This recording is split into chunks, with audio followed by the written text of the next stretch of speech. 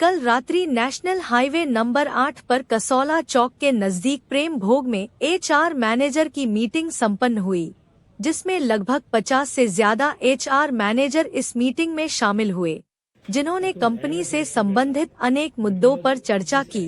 काफी समय से HR गेट टुगेदर नहीं हुए थे। अब ऐसा निर्णय भी लिया गया कि साल में कम से कम 2 बार हम बैठे और अपने विचारों को शेयर करें। इस HR मीटिंग का आयोजन सुशील और उनके साथियों ने किया और इस कार्यक्रम का प्रायोजक डिजिटल एजुकेशन एंड टेक्नोलॉजी और SBG कंसल्टेंसी ने संयुक्त रूप से किया। पेश है HR मीटिंग की report. NAPS, NETS, so they are sponsor this program. Apart from that, SBG consultant, they are co-sponsor for this program. So let us start, and we have some experienced person also, like Nain Saab is there. So we also requested him ki at least 15 to 20 minutes they can share latest if there will be any change in the laws. So because every time we are in touch with the Nain Saab. कोई भी problem होती है उनसे बात करते हैं, वो हमेशा हेल्प करते हैं।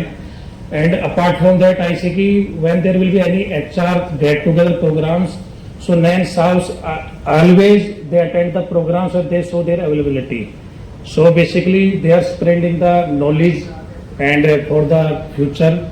सो thank you very much. And apart from that I am calling the sponsor and the coordinator of this programme, Jayaprakash JP.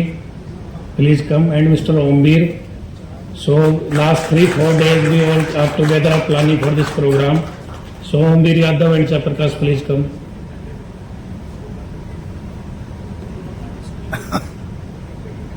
So it's the program for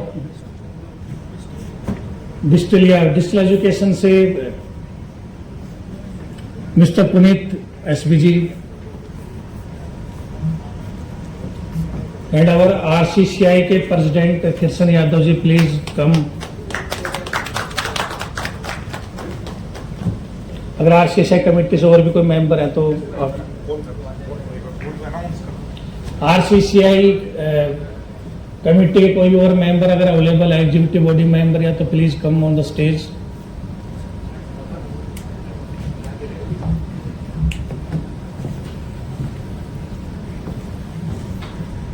उसके बाद फिर डिजिटल एजुकेशन को मैनुअल देंगे। Good evening, everyone. I would like to share my sincere thanks for sparing your time. Thanks for your commitment. You friends came here and make this evening beautiful. Thank you once again from my side. Thank you. Thank you so much to all my beloved HR। सभी यहाँ पर मौजूद HR fraternity के leaders को मेरा बहुत बहुत नमस्कार। मेरा नाम शशांक गुप्ता है। I am coming from a very renowned institution, very renowned firm, very renowned company who is doing a very well and very great activity in terms of these programs which we are offering and explaining today. Digital education is not just a compliance management company, it's not just a manpower providing company. We are really trying very, very hard to make a change, to make a revolution, which is very necessary now these days. आज के समय में हम देखते हैं, अभी मैं नैन sir के साथ, सतीश सर के साथ हम लोग डिस्कस कर रहे थे कि कितने सारे इश्यूज हैं जो शायद ऑन ग्राउंड पर किसी को दिखाई नहीं देते। लेबर को, बाकी जो कंपनीज की टीम है उनको, एडमिन को, ओनर को, ना ही अदर वेंडर्स को, लेकिन वो सारे इश्यूज को एकमात्र अगर कोई कह सकते हैं संस्था है, कोई फ्रेटर्निटी है जो झेलती है और सॉल्व करने का प्रयास करती है, वो है HR। आप अपने आप में इतने बड़े उस इकोसिस्टम को, उस कंपनी के कह सकते हैं कि इतनी बड़ी समस्याओं को और उस पूरे सिस्टम को चलाने का मुख्य आधार है। और उस आधार को संभाले रखने के लिए हम आपके एक्सटेंडेड हैंड्स की तरह, आपके कह सकते हैं कि आंतरिक हाथों की तरह आपका सहयोग करते हैं, आपकी हेल्प करते हैं। आज के समय में मैन पावर अपने आप में इतना बड़ा इशू है, इतना बड़ा क्रंच है जिसको हर एक कंपनी फेस कर रही है। कोई फर्क नहीं पड़ता आप एक ब्रांड को रन कर रहे हैं, कोई फर्क नहीं पड़ता आप एक छोटी एमएसएमई कंपनी रन कर रहे हैं, कोई फर्क नहीं पड़ता आप एक मल्टीनेशनल मैन्युफैक्चरिंग प्लांट रन कर रहे हैं। मैन पावर क्रंच हर किसी के लिए अपने आप में एक बहुत बड़ा प्रॉब्लम है। ये प्रॉब्लम दिन ब दिन बढ़ता जा रहा है और इस मैन पावर क्रंच को सॉल्व करने के लिए वास्तविकता में किसी के पास भी कोई परमानेंट सॉल्यूशन नहीं है। इंडस्ट्रीज सिर्फ मैन पावर की प्रॉब्लम को फेस नहीं कर रही।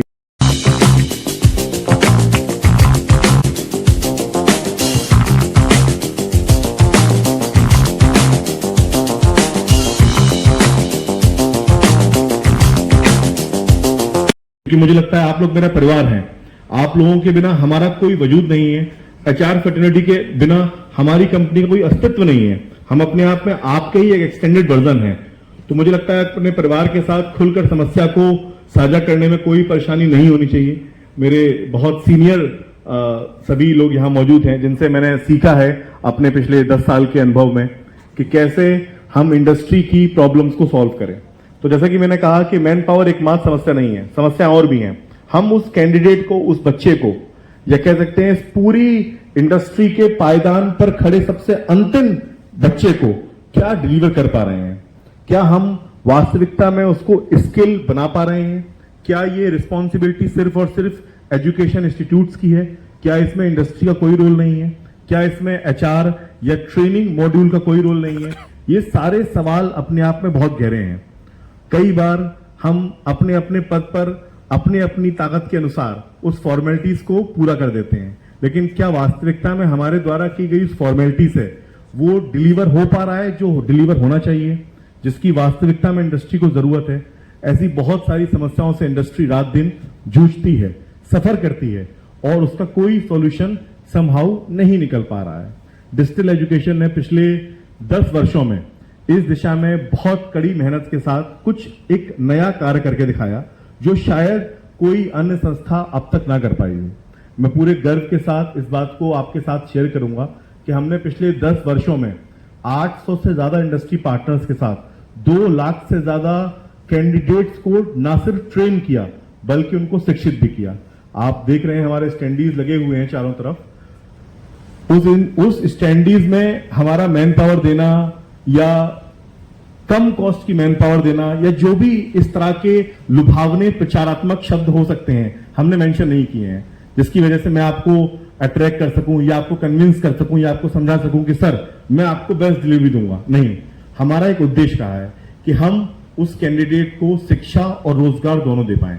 अगर हम ऐसा करने में सक्षम होते हैं तो आपकी, मेरी, उस कैंडिडेट की, इंडस्ट्री की, इस पूरे राष्ट्र की समस्या को हम एक साथ सॉल्व कर पाएंगे। इस दिशा में हमने बहुत बेहतर कार्य करके दिखाया। 2 लाख से ज्यादा ट्रेनीज को बैचलर, डिप्लोमा, फ्लेक्सी एमओयू के द्वारा आईटीआई और ऐसे विभिन्न कोर्सेज को करवाकर हमने उस बच्चे को शिक्षित भी किया और इंडस्ट्रीज यानी कि आपकी सहायता के द्वारा हमने उसको रोजगार दिलाने में भी हेल्प किया। आज के समय में हम पाते हैं कि आईटीआई, डिप्लोमा और जितने भी तरह के इंस्टीट्यूट्स हैं वो बच्चे को वो पढ़ाई, वो शिक्षा नहीं दे पा रहे जिसकी उसे आवश्यकता है। इंडस्ट्री की जो डिमांड है वो इंस्टीट्यूट्स में मिल ही नहीं रहा है, उसमें एक बहुत बड़ा गैप है और ये अपने आप में बहुत गहरी बात है, ये कोई साधारण बात नहीं है। लाखों बच्चा हमारे यहाँ देश में अलग अलग इंस्टीट्यूट से डिग्री प्राप्त करता है, लेकिन वो क्या वास्तविकता में स्किल हो रहा है? क्या इंडस्ट्री उसको स्किल कैटेगरी में डाल पा रही है, पे कर पा रही है, उसको उस तरह से ट्रीट कर पा रही है? जवाब है नहीं। 90% केसेस में आपको एक शिक्षित, जिसे हम सो कॉल्ड शिक्षित बोलेंगे, वो शिक्षित बच्चा इंडस्ट्री में अनस्किल्ड वर्कर की तरह ही कार्य कर रहा है। इंडस्ट्री को अंततः उसको फिर से अपने ट्रेनिंग मॉड्यूल में, अपने डोजो सिस्टम में डालकर 3 महीने, 6 महीने जो भी आपका सिस्टम है, फिर से उसको ट्रेन करना पड़ रहा है और वापस उसकी उस पढ़ाई का उसका कोई उसको बेनिफिट नहीं मिला। तो आप कह सकते हैं कि राष्ट्र का, हमारे देश का एक बहुत बड़ा अमूल्य धन उस दिशा में व्यय हो रहा है जिस दिशा का कोई फल ही नहीं है। तो मुझे ऐसा लगता है कि इंडस्ट्रीज को इस दिशा में कुछ कार्य करना चाहिए, आगे बढ़कर इस समस्या को सॉल्व करना चाहिए, क्योंकि ये समस्या सिर्फ उस कैंडिडेट की नहीं है, ये समस्या इंडस्ट्रीज की भी है और आने वाले समय में ये समस्या बढ़ती जाएगी अगर हम खुद से अपना एक स्किल्ड वर्कफोर्स का पूल रेडी नहीं कर पाए तो। डिजिटल एजुकेशन क्या ऑफर करता है? हम अप्रेंटिसशिप, डीवोक, वीवोक, जैसा कि सतीश सर ने आपको बताया, diploma, bachelor degree, flexi MOU, ये सारी सिर्फ कह सकते हैं कि हमारी द्वारा दी गई सेवाओं के मुख्य रूप हैं, परंतु ये हमारी सेवाएं नहीं है। हमारी सेवाएं हैं कि हम उस कैंडिडेट को आपके यहाँ डिलीवर कर पाएं, स्किल्ड कर पाएं, ताकि आप अपनी भविष्य में आने वाली जरूरतों को पूरा कर पाएं। वरना कैसे लाएगी इंडस्ट्री फ्यूचर स्किल्ड वर्कफोर्स को? ये अपने आप में एक बहुत गहरा सवाल है जिसको हम सबको खुद से पूछना चाहिए। It's not about the scheme और द प्रोग्राम और आई एम ऑफरिंग और एनी अदर कंपनी ऑफरिंग। हो सकता है मेरे अलावा और 10 कंपनियां हो जो आपको सेम चीज ऑफर कर रही हो। मुद्दा यहां पर यह नहीं है कि डिजिटल क्या ऑफर कर रहा है, मुद्दा यहां पर यह है कि हम उस बच्चे के लिए क्या बेहतर करना चाहते हैं और क्या बेहतर हमको करना चाहिए। आज हम इस संस्था के माध्यम से, ये प्लेटफॉर्म है, हो सकता है 10-20 साल बाद डिजिटल का कोई नाम निशान ना रहे, या ऐसी हजारों इंडस्ट्रीज उनका कोई नाम निशान ना रहे, लेकिन ये जो प्रथा है, ये जो विचार है, ये सोच है, हम चाहते हैं कि ये सोच डेवलप हो। इंडस्ट्री में एक बच्चे को ट्रेनिंग देते हुए, शिक्षा देते हुए, रोजगार देते हुए एक ये प्रचलन, ये व्यवस्था डेवलप हो, ये प्रचलन में आए। इस तरह की सिस्टम को और नर्चर करना चाहिए।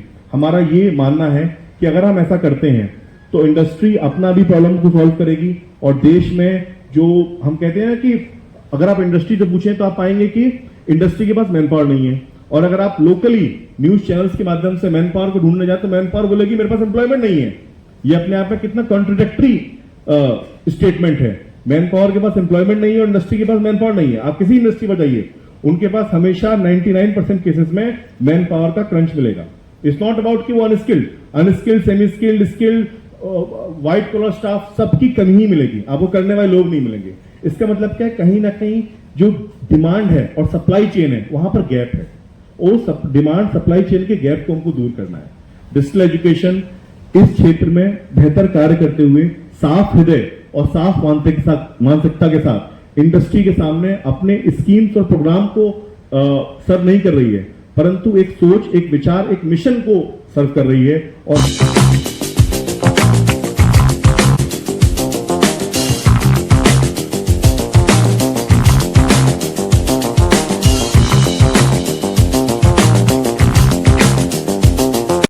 क्योंकि उसको आपके माध्यम से, भले ही आप इस पूरे इकोसिस्टम के छोटे से चैनल रहे, आपने सिर्फ एक हस्ताक्षर किए कि ठीक है इस स्कीम को हम अपनी कंपनी में रन करेंगे, आपके वो छोटे से हस्ताक्षर किसी के जीवन को पूरी तरह से परिवर्तित करने में सार्थक साबित होंगे। तो इसीलिए हम सभी एचआर, मतलब मेरा हमेशा से मानना रहा है कि एचआर फर्टिलिटी अपने आप में ब्रह्मा है, यू आर द क्रिएटर्स। ये अपने आप में मतलब थोड़ा सा भावुक बात है, लेकिन आप क्रिएट कर रहे हैं और आप बना सकते हैं वो इकोसिस्टम। नैन सर बता रहे थे कि बहुत सारे चैलेंजेस हैं, और उनके मार्गदर्शन में उनको देखते हुए बहुत सारे for your valuable time. So now I requested to Kirshan San and Satish San for Shashank San welcome. Please come on the stage.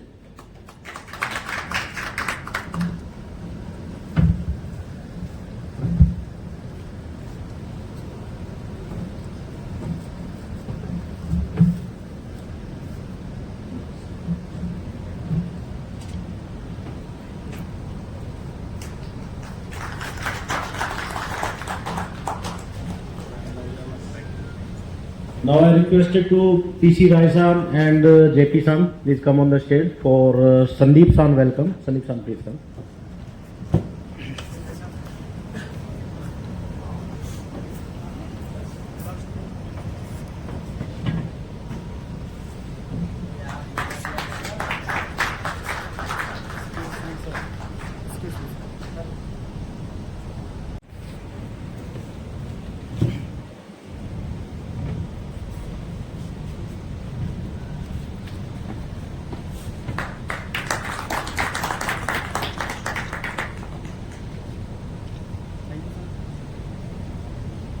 Now Achil San and Omir San, please come for Mridul San welcome. Mridul San, please.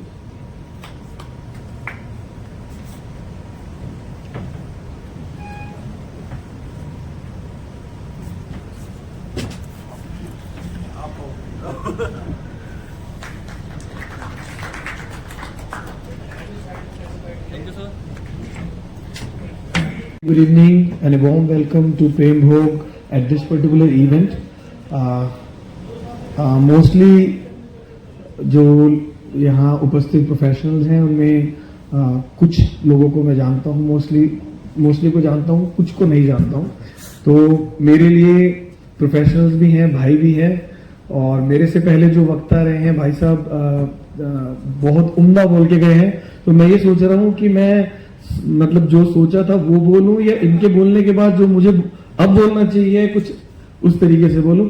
तो मैं ज्यादा professional content ना लाते हुए अपना छोटा सा experience share करूंगा, कैसे मैं यहाँ तक पहुंचा. आप सबकी नॉलेज के लिए कुछ प्रोफेशनल्स, कुछ जो HR फर्टिनिटी के हमारे फ्रेंड्स यहाँ पे उपस्थित हैं. मैं खुद HR फर्टिनिटी से आता हूँ. इन 2010 I came down to Rewari from Gurgaon. I was working there as HR manager in an Australian MNC by the name GBS International. Before that, I got an opportunity, worked with Citibank for good 2.5 years. HR department में काम करते करते कुछ family situations थी that my parents willfully relocated to Vrindavan और मेरा रेवाड़ी आने का जो है वहां से चांस बना. अदरवाइज प्लान्स कुछ थे लाइफ में, गुड़गांव सेटल होना था, गुड़गांव घर ले लिया था, बट रेवाड़ी कुछ लिखा था ना, तो that's how I came down to Rewari. Rewari आए, बावल इंडस्ट्रीज एरिया देखा for the sake of opportunity. बहुत दिली इच्छा थी आप ही की तरह जॉब करने की. तो कुछ मीटिंग्स हुई, 2-4 जगह गए, बट हमें समझ नहीं आया गुड़गांव काम करने के बाद यहाँ का सिस्टम. और आज का दिन है कि अब हमें यही सिस्टम समझ में आता है. तो ये जो यात्रा 2010 से और 2025 के 15 साल हैं, ये लाइफ के बहुत एक्सट्रीम लर्निंग के ईयर्स हैं. What ever I learn in Gurgaon, वो एक कॉर्पोरेट लाइफ, कॉर्पोरेट कल्चर,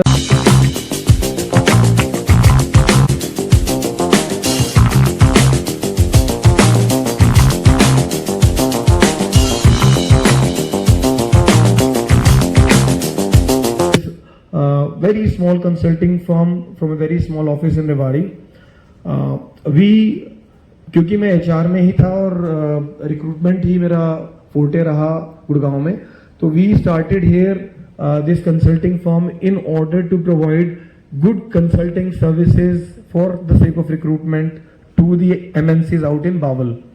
और ये सफर शुरू हुआ हमारा, एक गुटरमैन कंपनी है, आप में से काफी लोग जानते हैं, बट वहाँ और गुटरमैन सेम डे मीटिंग्स हुई, गुटरमैन के साथ हमने स्टार्ट किया. उस टाइम कृष्ण जी UFI में नहीं थे 2010 में.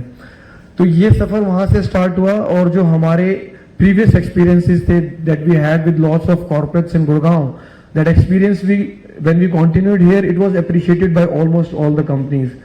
सो we got the opportunity to work with lots of OEMs which includes Daikin, Harley Davidson, which is not there in Bawal these days. They wrapped up a few years back. तो ये सफर चला और हमने middle management और senior management की काफी positions पे काम किया.